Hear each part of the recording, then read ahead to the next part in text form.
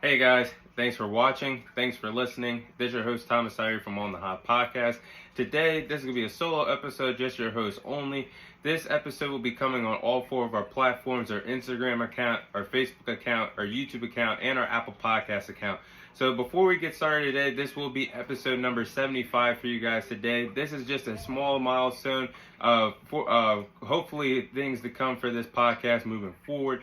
So this is just something small, something monumental, something smallly monumental for me and the guys that we reached episode 75 for you guys. So that's a little small achievement for me. I'm looking for bigger things for this podcast, but let's go ahead and get things started today. The first segment, I will be sharing my 2.0 version of Contenders or Pretenders and the NFC conference. Now, last week I shared my 2.0 version of the AFC, my AFC Contenders or Pretenders. So this week I'm doing the same thing, except in the NFC conference.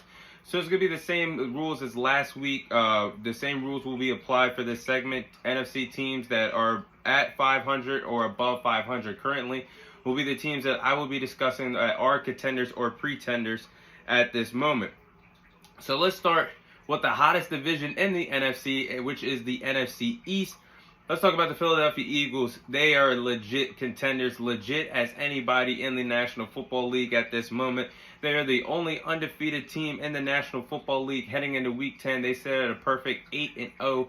No other team in the NFL is currently has a better record, a clean slate like the Philadelphia Eagles do, and they're 8-0. They're stacked top to bottom on offense. They have the best in my opinion. They have the best offensive line in football. They run the ball just as good as anybody else does in the National Football League. Their offense is stacked with Jalen Hurts, who is in the running to win, who could possibly win his first MVP this year. He's up there in the mix for MVP conversation this year. You're talking about the offense that is stacked at receiver with A.J. Brown and former Heisman Trophy winner and Devontae Smith, with Dallas Goedert at the tight end position. And then you look at the defensive side of the ball, their front seven is playing better than any front seven in football right now. They have a great defensive line. They are stacked at the linebacker position. They're stacked at corner, highlighted by big play Darius Slay. They're loaded on both sides of the ball. That is a good recipe for being a legit contender in the National Football League. And the Philadelphia Eagles are sitting pretty good at 8-0 right now. They have a favorable schedule. Being at 8-0, do not play an opponent currently over 500 until Week 13 when they play at home against the Tennessee Titans. So the way I'm looking at it is they have a favorable schedule, and if they lock up the number one seed and win the NFC East, it'll be hard for anybody to knock them off, but the road to the Super Bowl goes through Philadelphia in the NFC conference. They are legit is right now, and they are a legit contender. Let's talk about the Dallas Cowboys. I do believe they are contenders as well. They're one of the best teams in the National Football League. You can rank them up there with the top teams in the National Football League today. They're 6-2. They are just as good as the Philadelphia Eagles, just as good as the Kansas City Chiefs, just as good as the Buffalo Bills, just as good as the Minnesota Vikings. So this team, I do believe, even though they are sitting currently second place in the NFC East, I think they're one of the best teams in the National Football League. You can rank them up there with the best teams at this moment. Defense is one of the most feared defensive units in the National Football League today. They lead the NFL in sacks with 33 sacks, and they only surrender 16 points per game on the defensive side of the ball.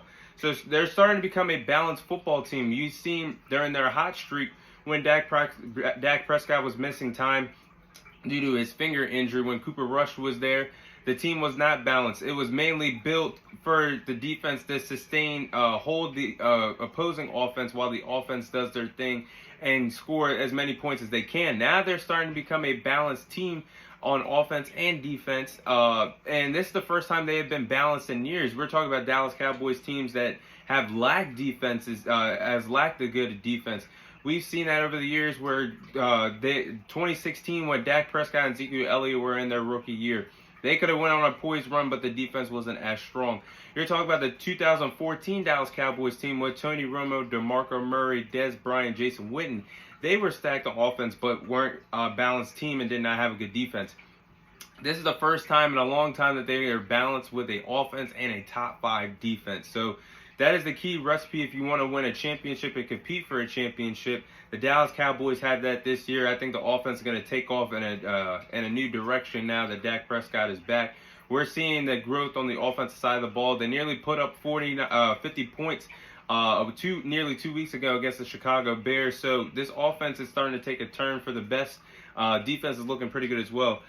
With the weak NFC conference this year, there is a chance, and I know this is huge for me to say, but there is a legit chance that if things go the right way and they keep playing like this, they have a legit shot to punch their ticket to an NFC championship game this year. I'm not going to get my hopes up, but Dallas Cowboys, they're definitely contenders this year.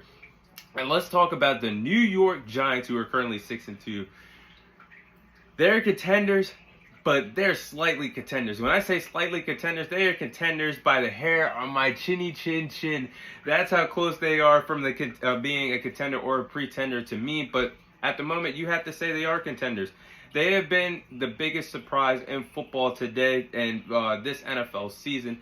Nobody, if you sat here and said months ago that by week 10, the New York Giants would be competing to win the NFC East and competing for a playoff spot and find themselves at 6-2, you would have looked at them like they were crazy or insane. But the New York Giants are there. They're 6-2. And they have showed they are truly a second half team. There's 4 quarters in football, but being a second half team is way more important than being a first half team. It's not about how you start, but it's about how you finish. And the New York Giants have completely showed that being a second half team this year. Daniel Jones, Danny Dimes, leads the league in game-winning drives this season with 5 game-winning drives. That's more than any elite quarterback in the National Football League.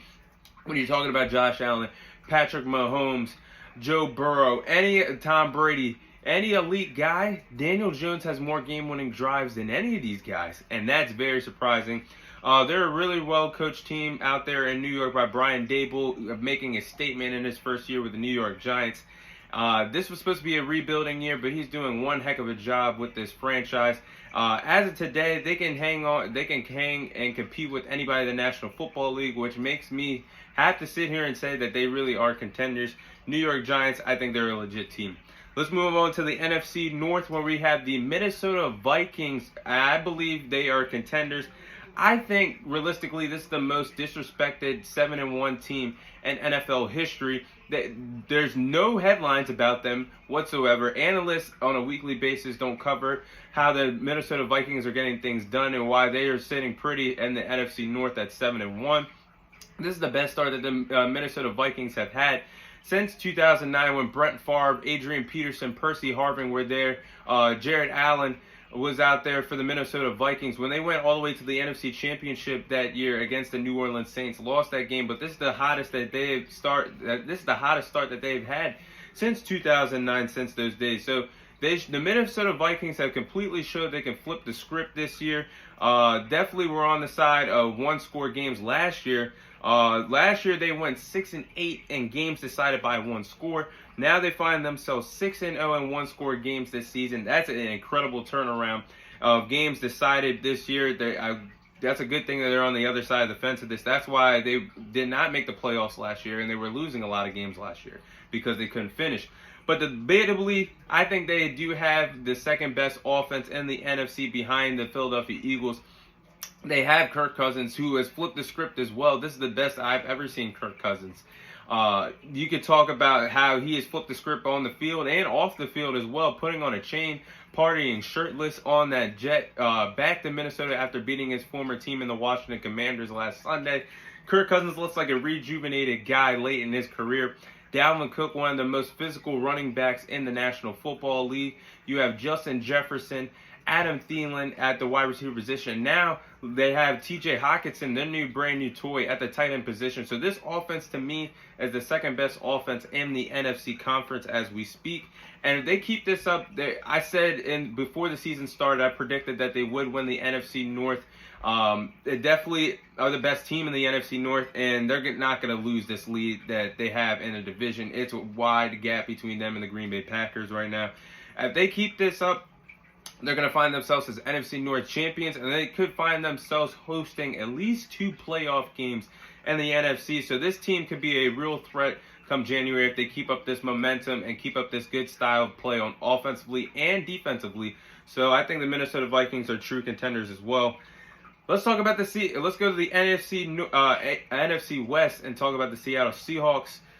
They look good right now, but I'm going to say they are pretenders. And even though they have shocked the world this year, starting at 6-3, after trading Russell Wilson, what looked like was a project year, a rebuilding year to look towards the future, finding yourself a new franchise quarterback come the spring of 2023. That is not the case.